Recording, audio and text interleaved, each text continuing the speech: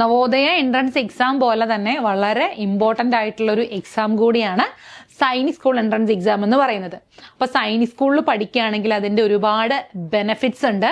സൈനിക് സ്കൂളിൽ വളരെ ലിമിറ്റഡ് ആയിട്ടുള്ള സീറ്റ്സ് മാത്രമേ ഉള്ളൂ. ഇനി നവോദയയുടെ സിലബസ് തന്നെയാണോ സൈനിക് സ്കൂളിന്റെ സിലബസ് എന്ന് പലരും ചോദിക്കാറുണ്ട്. നവോദയയും സൈനിക് സ്കൂളും കുറച്ച് സിലബസിൽ സിമിലാരിറ്റി ഉണ്ടെങ്കിലും ചില കാര്യങ്ങളിൽ ഡിഫറൻസ് ഉണ്ട്. അതേപോലെ അതിന്റെ മാർക്ക് ഡിസ്ട്രിബ്യൂഷനിലും ചെറിയൊരു ഡിഫറൻസ് ഉണ്ട്. അപ്പം അത് നമ്മൾ ഇന്നിവിടെ ഡിസ്കസ് ചെയ്യുന്നുണ്ട്. അതേപോലെ CC+ൽ സൈനിക് സ്കൂൾ എൻട്രൻസ് എക്സാമിന് വേണ്ടിയിട്ട് എക്സ്ക്ലൂസീവ്ലി ഒരു പുതിയ ബാച്ച് സ്റ്റാർട്ട് ചെയ്യാണ്. അപ്പോൾ താല്പര്യമുള്ള എല്ലാവരും അല്ലെങ്കിൽ ഇതിനെക്കുറിച്ച് കൂടുതൽ അറിയാനായിട്ട് ആഗ്രഹമുള്ള എല്ലാവരും ഈ ഒരു ബോർഡ് നമ്പറിൽ കോൺടാക്ട് ചെയ്താൽ മതി. അതിൻ്റെ കാര്യങ്ങളൊക്കെ പറഞ്ഞു തരാം. ഇനി നമുക്ക് നോക്കാം എത്ര ക്വസ്റ്റ്യൻസ് ഉണ്ട്, എന്തൊക്കെ കാര്യങ്ങൾ പഠിക്കണം സൈനിക് സ്കൂൾ എൻട്രൻസിന് അപ്പിയർ ചെയ്യാൻ.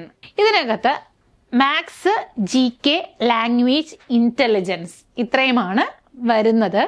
അതിനകത്ത് മാർക്കിന്റെ ഡിസ്ട്രിബ്യൂഷൻ എന്ന് പറയുന്നത് നവോദയ എൻട്രൻസ് എക്സാമിനേക്കാളും ഡിഫറെന്റ് ആണ്. അപ്പൊ ഇവിടെ മാത്സിന് 50 ക്വസ്റ്റ്യൻസ് ആണ് വരുന്നത്. അതായത് 150 മാർക്ക് എന്ന് പറയുന്നത് മാത്സിനാണ് കേട്ടോ. അപ്പൊ ഏറ്റവും കൂടുതൽ മാർക്ക് സ്കോർ ചെയ്യേണ്ടത് ഏതിനാണ്? മാത്സിനാണ്. അപ്പൊ മാത്സിൽ വളരെ മിടുക്കരായിട്ടുള്ളവരും അതേപോലെ മാത്സ് ചെയ്യാൻ ഇഷ്ടമുള്ളവരാണ് ഇപ്പോഴത്തെ കുട്ടികളൊക്കെ അല്ലെ. കാരണം എന്താണ്? ഒരുപാട് ടിപ്സും ട്രിക്സും എല്ലാം മാത്സിൽ നിങ്ങൾക്ക് അറിയാം. പെട്ടെന്ന് തന്നെ ആൻസറിലേക്ക് എത്താനുള്ള ഒരുപാട് വഴികളൊക്കെ അറിയാം. അപ്പൊ മാത്സ് ഒക്കെ നല്ല ഇഷ്ടമുള്ളവർക്ക് വളരെ ഈസി ആയിട്ടുള്ള ഒരു എക്സാം ആയിരിക്കും ഈ ഒരു സൈനിക് സ്കൂൾ എക്സാം എന്ന് പറയുന്നത്. കഴിഞ്ഞ വർഷവും നമ്മളുടെ ഒരുപാട് കുട്ടികൾ ഈ സൈനിക് സ്കൂൾ എൻട്രൻസ് എക്സാം ക്വാളിഫൈ ചെയ്തിട്ടുള്ളവരുണ്ട്. ഇനി അപ്പൊ മാത്സിന്റെ 50 ക്വസ്റ്റ്യൻസ് ആണുള്ളത്. ടോട്ടൽ മാർക്ക് എന്ന് പറയുന്നത് എത്രയാണ്? 150 ആണ് കേട്ടോ. ഇനി GK ആണെങ്കിൽ GKയിൽ നിന്നും 25 ക്വസ്റ്റ്യൻസ് ആണ് വരുന്നത്. അതിനകത്ത് GKയിൽ തന്നെ നമുക്ക് ഈ പറഞ്ഞതുപോലെ വൈഡ് GK ആണ്. ഇന്ത്യൻ ഹിസ്റ്ററി വരുന്നുണ്ട്, ജോഗ്രഫി വരുന്നുണ്ട്, വേൾഡ് ഹിസ്റ്ററി വരുന്നുണ്ട്, സിവിക്സ് വരുന്നുണ്ട്. അങ്ങനെ കുറച്ച് വൈഡ് ആയിട്ടുള്ള ഒരു GK ആണ്.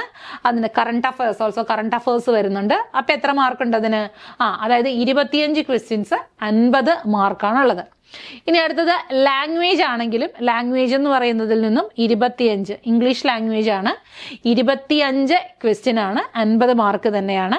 ഇന്റലിജൻസിൽ നിന്നും 25 ക്വസ്റ്റ്യൻ 50 മാർക്കാണ്. അപ്പൊ ടോട്ടൽ എന്ന് പറയുന്നത് 125 ക്വസ്റ്റ്യൻസ് ആണ് ഉള്ളത്. അതിൽ നിന്നും സ്കോർ ചെയ്യേണ്ട മാർക്ക് എന്ന് പറയുന്നത് എത്രയാണ്? 300 ആണ്.